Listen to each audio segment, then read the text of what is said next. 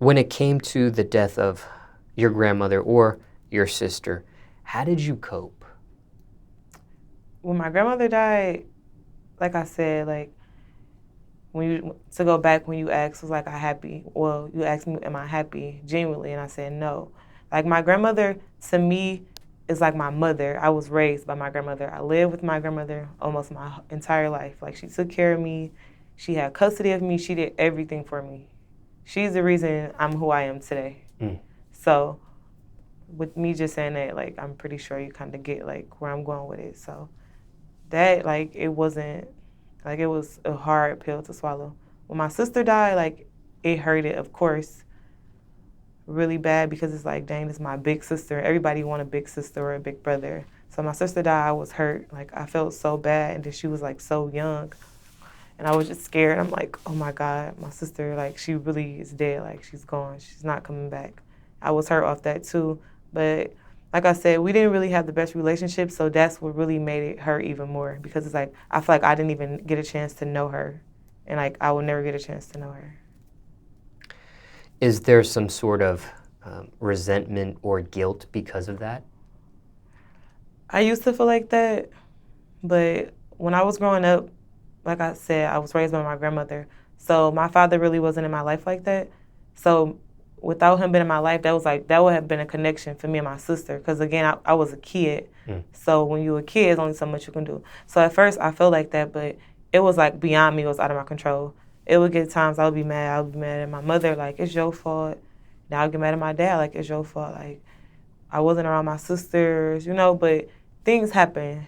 Well, shit happens. So it's a lot of people, baby mamas and baby daddies, they don't get along. Like I said, shit happens. So. How young were you when your grandmother took you in and you were under her roof? Oh, I was about, I want to say, I was like 9 or 8. I was like 9 or 8, and I lived with her. So up until that point, you were under the roof of your mother? Well, my mother lived with my grandmother. Oh, so, okay. Yeah. Well, it was like back and forth. She like was with my mom on her own, because my mother was like more so like in the streets. So that was the reason why like my grandmother took me and my big brother, because my mom was like, she was there like financially, but she wasn't there like physically. Like she would come, bring us clothes, food, money, then she'd go right back to the streets. So after you started living with your grandmother at about 9 years old, did your mother continue that same sort of pattern there where she would still provide monetarily, but not be there physically? Yep. She had, she ended up having more kids, of course, so it slowed her down. And my mom had actually got sick before. So I think like when she got sick, that like humbled her and slowed her down, and she like put her family first, and she was around us more and spent more time with us. But still, again, it was kind of like an addiction. Like once you're used to something, you could probably get rid of it for a second, then you eventually like get back off into it. So she, like, of course, she got back into the streets, and that's when my grandmother got custody of us, and we just stayed with her. Yeah. What did she get sick from? My mom, she was sick from, what was it called? It was something with like her blood. I forgot what it was called, but it just swelled her up really, really bad. Like, I really can't think of the name of it. I forgot, but I just know it has something to do with her blood. Was it something that she was able to get rid of? Mm-hmm.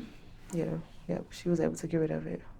Through medication or doctors? Yep, medication, treatments, and stuff like that. Yep, she got better. And also, too, is that something that could possibly affect you? Could that run in your family? Could that happen to you, perhaps? I'm not even sure. I'm not sure. Just curious there. I know there were times when you would procrastinate going to see your grandmother and stuff in the hospital and things of that nature. Was there any resentment or guilt for that as well, or no? Yes, definitely. Definitely. But again, like I think I was just more so just in denial. Like, I'm like, it's not gonna happen. It's not, like, I was going against it when I knew like that's what it was. So. Dealing with the death of a loved one, especially a grandmother that, for lack of a better phrase, took the place of your mother, your sister on your father's side. Coping with this, did you ever seek counseling, therapy, or the help of a mental professional, No. mental health professional. No. And I really feel like that's something I should have did, because like now, even though like these things happen, when my sister died a couple years ago and my grandmother died a few years ago, I still feel like if I would have got like the proper treatment for it, or if, because I don't like vent. Like I'm the type of person I hold stuff in. Like I barely even cry. So yeah, I feel like maybe if I would have just got like some type of counseling or treatment, I would probably feel genuinely happy. Like I could learn how to deal with it and live with it. Because at the end of the day, like we all gonna die one day, you know? So I could probably look at it better, but it's just hard. But I would be okay.